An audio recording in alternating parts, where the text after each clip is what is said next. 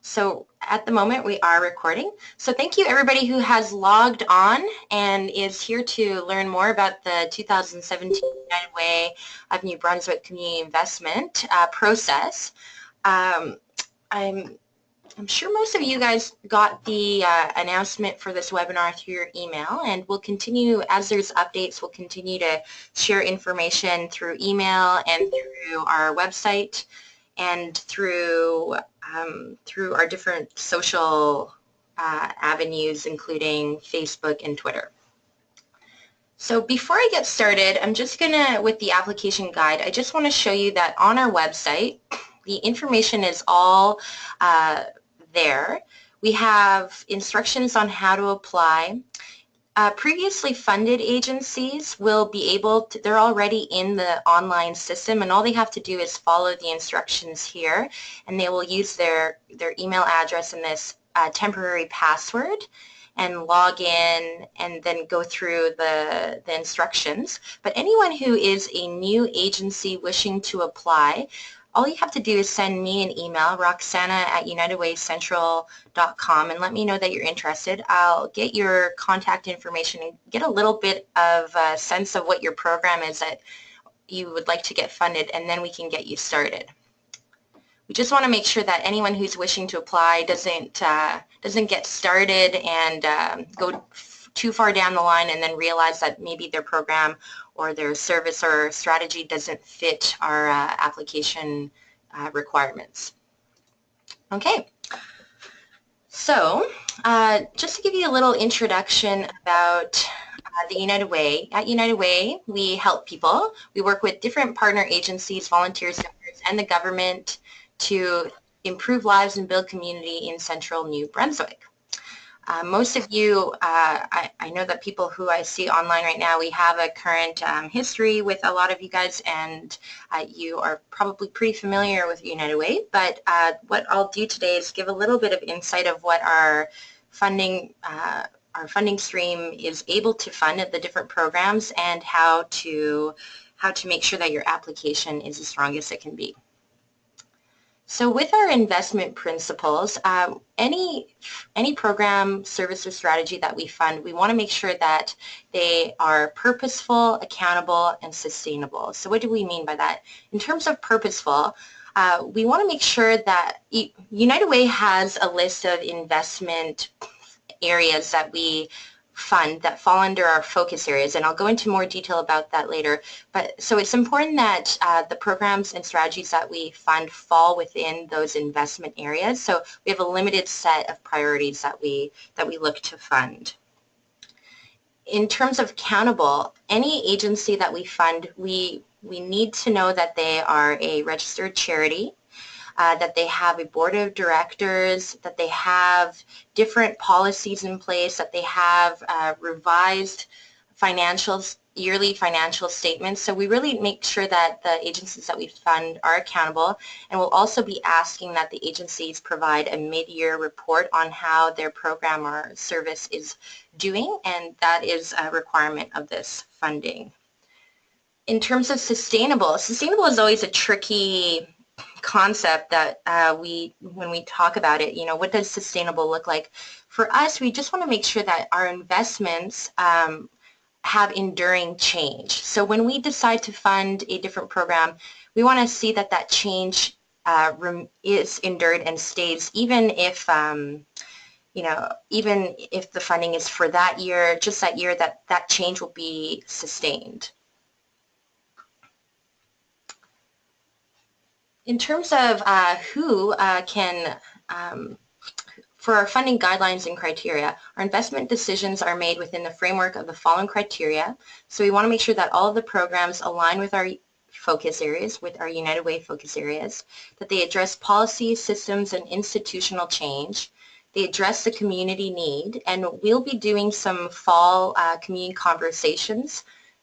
In the early fall, we'll be doing it with Oromocto, Chipman, and Fredericton to make sure that what the community is saying they want,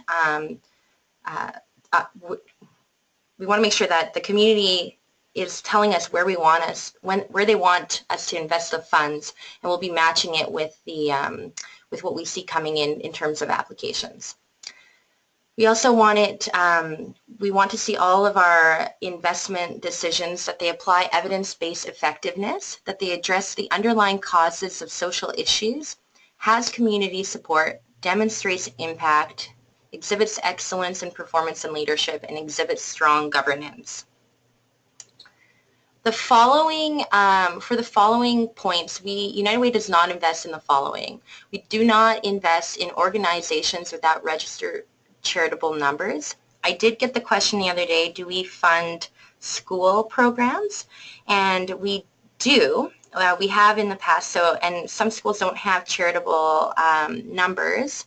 So what we ask in that case is that a business number is included, and for that applicant to contact us, and just to clarify that that is what they're planning on doing. But every applicant that does enter into the system will have some contact with us, so we will know that they may have a different charitable number, that it might be a business number instead. So we do not invest in for-profit organizations, political parties, religious activities, deficit funding, or fundraising initiatives. So before you start your application, we want everyone to learn more about United Way Central New Brunswick, the community investments in general. Some background on United Way community investments. When we talk about community impact, it means changing social conditions and creating opportunities for a better life for individuals, families, and stronger communities. Our goal is to generate a measurable and beneficial return in communities where we live. All of the investments we make are locally within central New Brunswick, and we are committed to building a resilient community centered on collaboration that reflects the complex needs and opportunities within our community. So that echoes what I mentioned before. So when you actually get into applying for funding, you're going to see on the online application, which I'm actually going to take you through, but you're going to notice that you have to actually select a focus area and an investment area. So I'm going to actually just skip this slide right now because we're going to go right into what are our focus areas and what are investment areas. So United Way focus areas, we have 3 focus areas. We have building strong communities, moving people from poverty to possibility, and helping kids be all that kids can be. And within each focus area, we have one or more, we have numerous investment areas, and we would like you to select one of those investment areas. The other thing that we do with this year, if a program or a service or a strategy is community-wide, so if you're looking to receive funds for community-wide strategy, that is looked favorably upon. So I'll just give a little quick definition of what is a community-wide strategy. So they are designed to advance a common self-contained project or initiative by multiple partners. It includes a community engagement process, overhead costs, and outcome indicators, and often have common funding agreements between partners. And this may include, but is not limited to, projects such as homelessness action plans, actions for neighborhood change, collective impact initiatives, and community coalitions such as poverty reduction roundtables. Some of that may seem a little bit foreign to some of the people on the line, but if you feel that you think that your application is a community-wide strategy, you can always contact me and we can discuss it. But that is something that we do look for when we're selecting our applications. So now I'm just going to take you through our 3 focus areas. We have all that kids can be, from poverty to possibility, and healthy people, strong communities. I probably won't read them all, but you can have a look here. So what we're going to get you to do on the online application is you're going to select one of these focus areas, and then underneath each one you're going to select for your program, service or strategy, the investment area that best fits your program or service or strategy. And in terms of knowing, well, what does that mean? Like, what is each one of these investment areas? Is there some more definition behind that? And the answer is yes, of course. We have some more information for you to help you pick yours. So the next, I won't go through all of the slides right now because this application guide is available on our website. But as you can see, there's more description for each of the investment areas. And what I would recommend that you do is you read them all and figure out which one best suits your application. So I'm just going through the slides quite quickly here, but you'll have a chance to read them later. But what happens if you feel that, well, my program, it fits under a variety or a combination of the investment areas? We still really want you to just select one, even though it may feel that it fits under multiple. So how do you select that? This might be determined by reviewing the definitions again, or just answering the following questions. To which investment area do your outcomes apply? What population is the program service really trying to target? And what topics or issues is the program service trying to address? So if you want some more reading information on the different focus areas, they're on our website right now. It's the framework documents. I'll just show you right here, back to our website where they are. They're under the supportive resources here. So here's our application guide, and then we go into the definitions of the different investment areas are right there, and then the 3 focus area frameworks are there.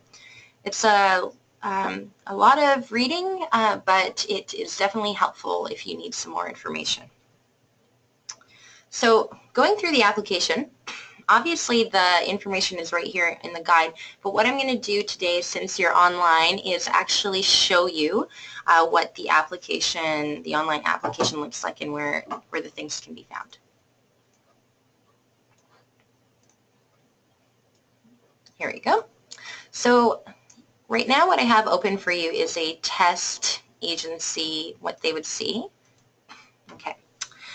So when you finally get, if you're a new agency, let's say, coming in and you've connected with me and we've got you all set up, you're going to go in and you're going to get to this page here.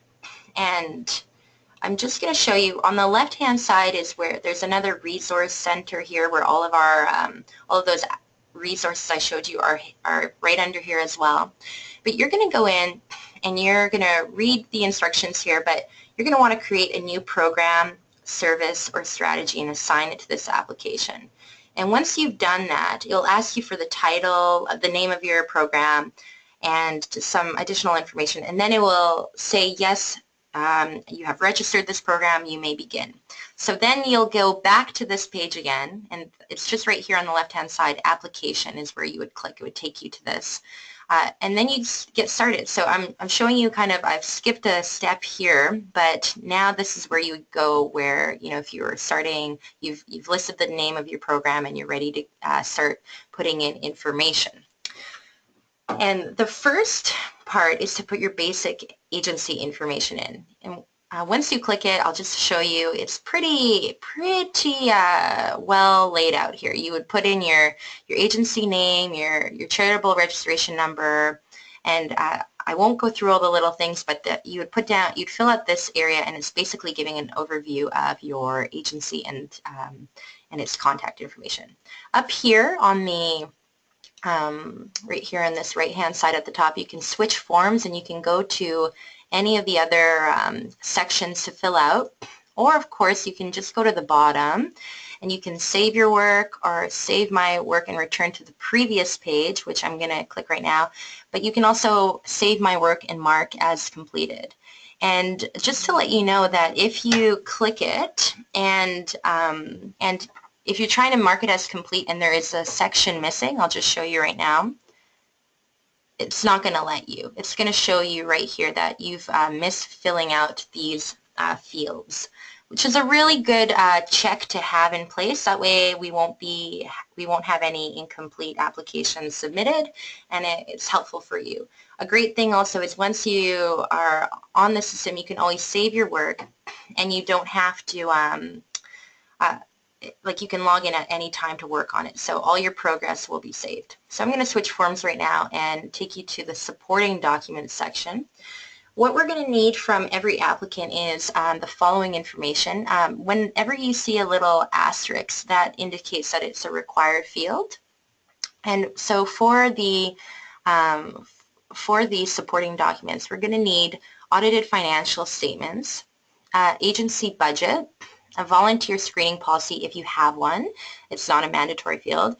Your agency staff code of conduct or ethics, a list of your board of directors, your last annual general meeting minutes, and here are some optionals, your agency logo, and then there's two fields here. If you feel like you'd like to add 2 more supporting documents, you may do so if there's something that you feel is very pertinent to include, but we wouldn't know to ask you.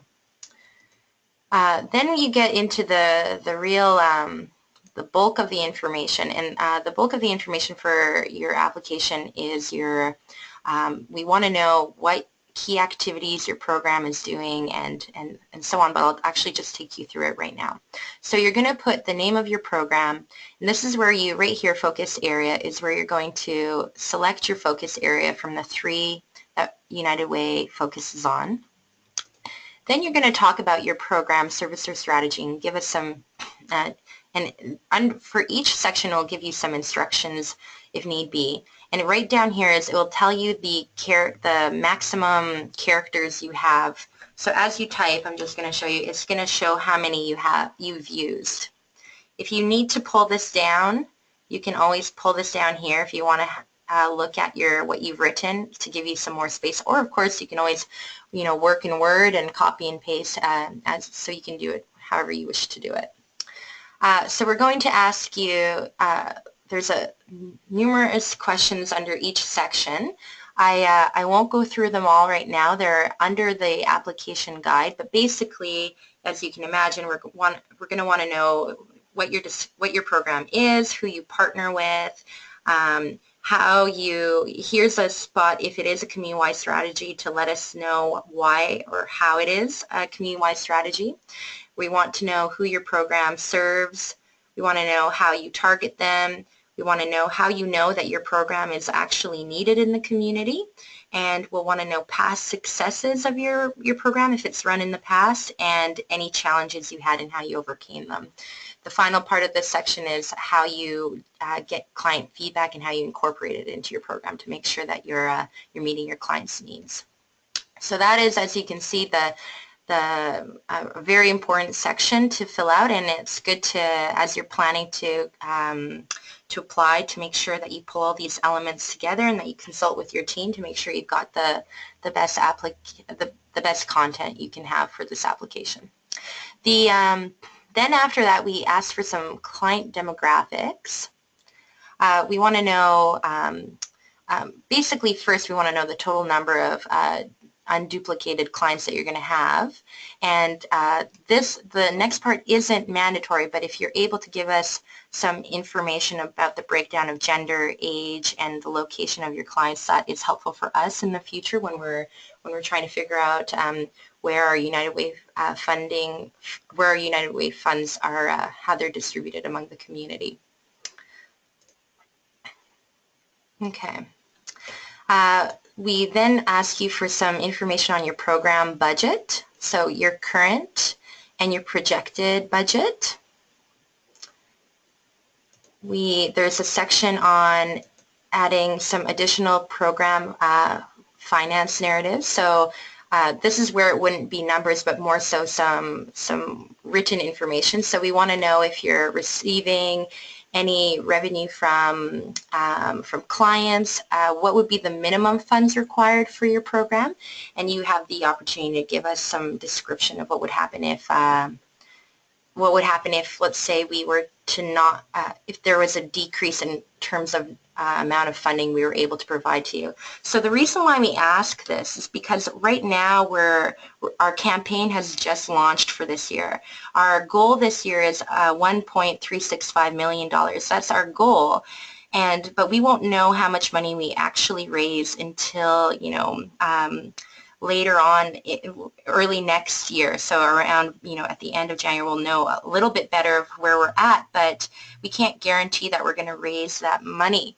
So, and the amount of money United Way is able to raise is directly linked to how much money we're able to invest in our different agencies. So that's why we need to know, what amount are you requesting, but also what's the minimum amount that you really need for your program. The final area, and I'd say this is a newer for us in terms of information we're trying to collect from our agencies, but very, very important, is the outcomes and evaluation.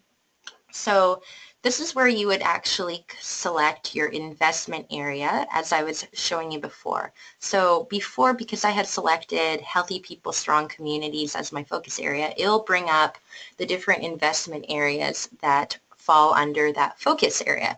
You would select one of them and proceed, and the next question is your outcome. So there's a whole section in the guide. I'm going to show this to you right now.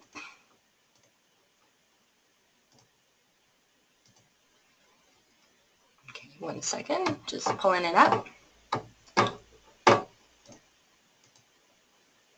Okay, so there's a whole section in the guide here on outcomes. And if at any time while you're working on your outcomes you have any questions, you can definitely give me a call. But in the guide here, I'm just going to pull it up on full slide. Okay, so when we're talking about outputs, we're talking about the products of your program activities. When we're talking about outcomes, here we go.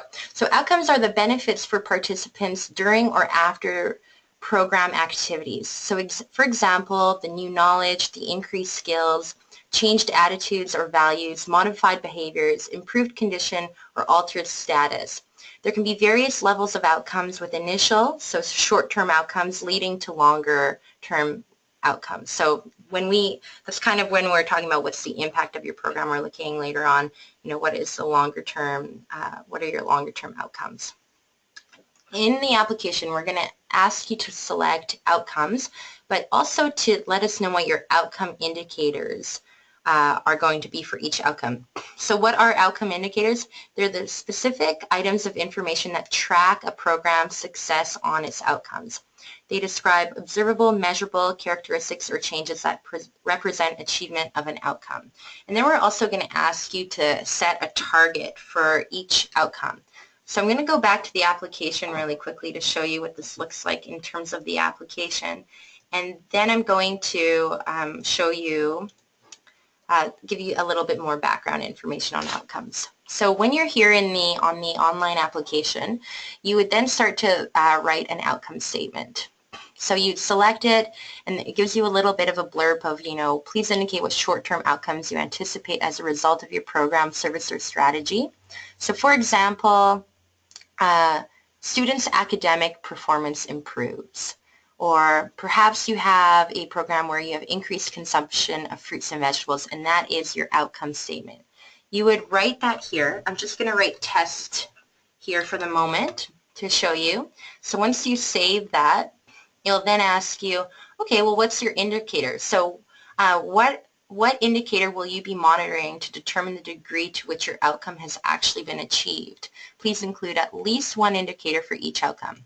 Okay, so going back to the last example with let's say even with the food box where increased access to affordable food, let's say that was one of your outcomes, then your indicator would be I think for the last one it was actually the example was more people would be eating fresh fruits and vegetables each week. So for the indicator for this one, it would be the number of participants eating more fruits and vegetables per week after participating in the program. So it doesn't have to be too tricky in terms of what is your actual indicator. You write your outcome and then you figure out, what will I be monitoring to make sure that that outcome is met.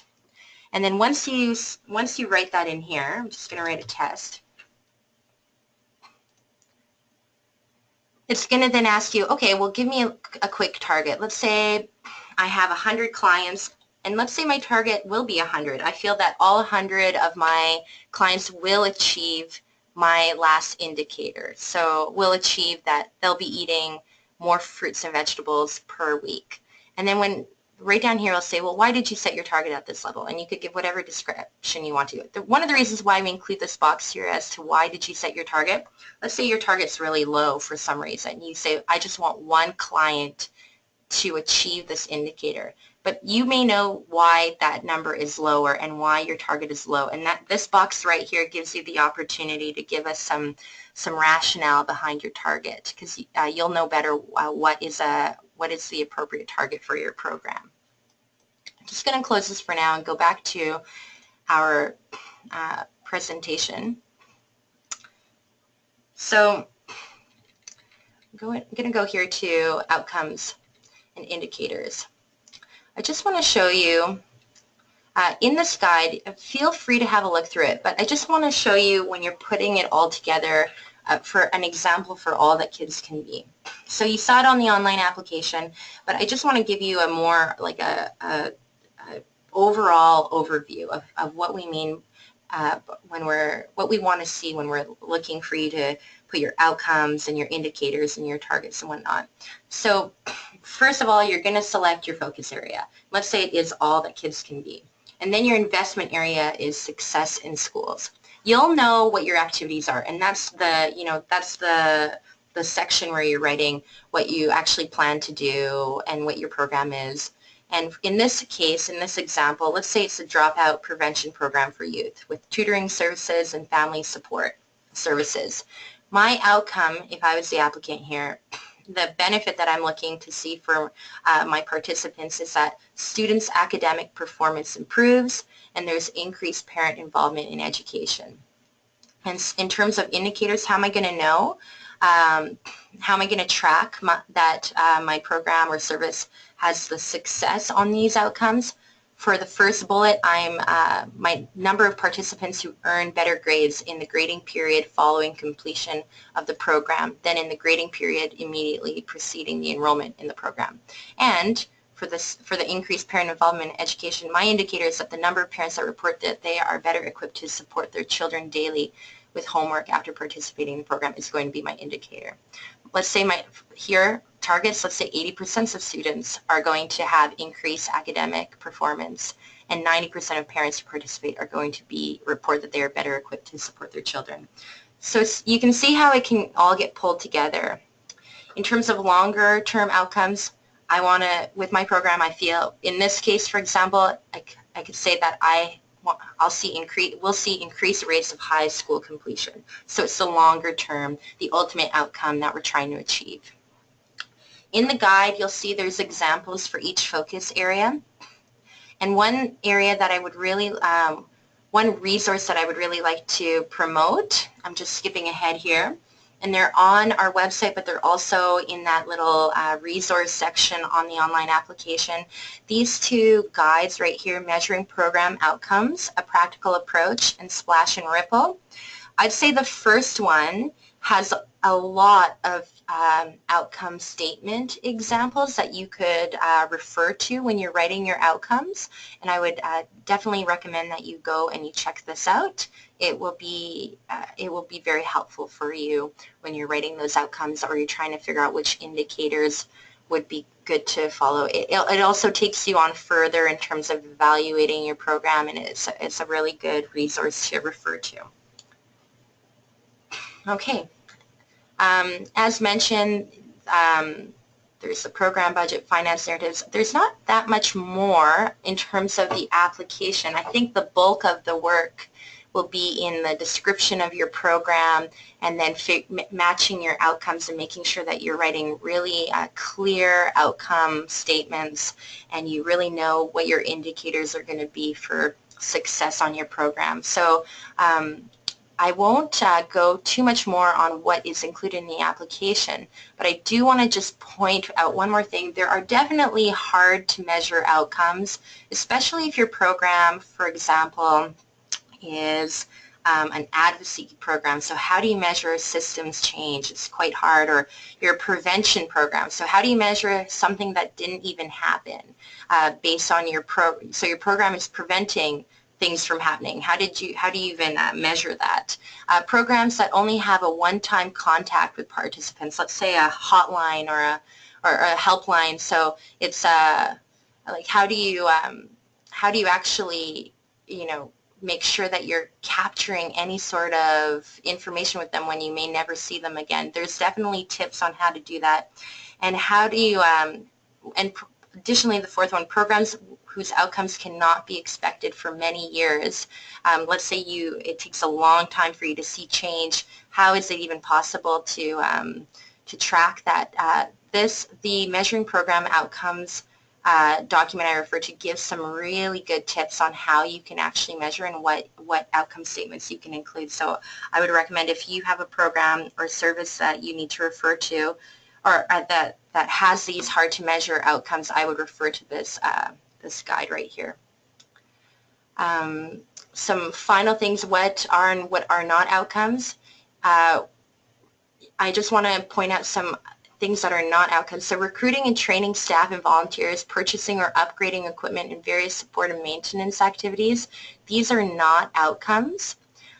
Your participant satisfaction is also not an outcome. It doesn't indicate whether the participant's condition has improved as a result of the service. It only indicates whether the person is satisfied or not with the program. So their participant satisfaction is not an outcome. And the number of participants served is not an outcome either. This, as it says here, relates to the volume of work.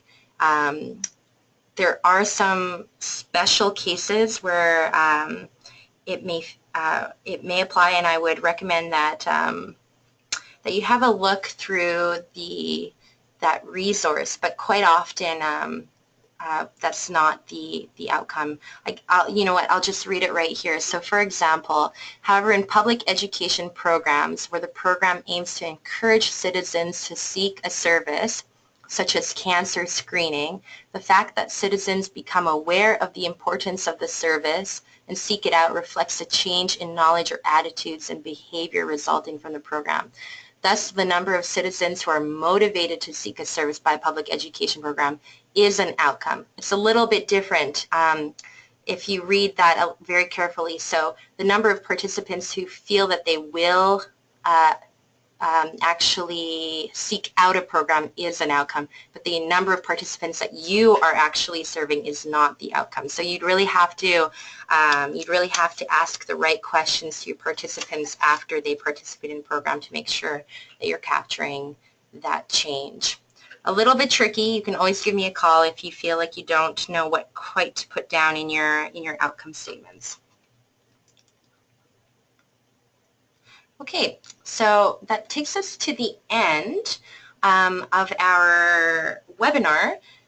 I know that we're going to definitely have questions along the road, and you are more than welcome to give me a call or send me an email. My information is right here.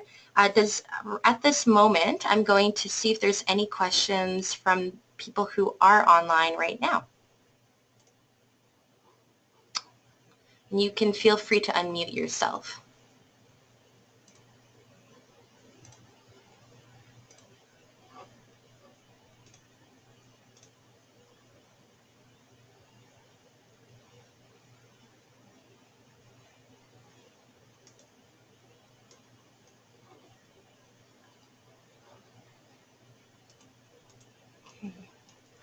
I'm having just a little bit of difficult. Here we go. Now the screen's up. Now I can see the chat if there's any questions here.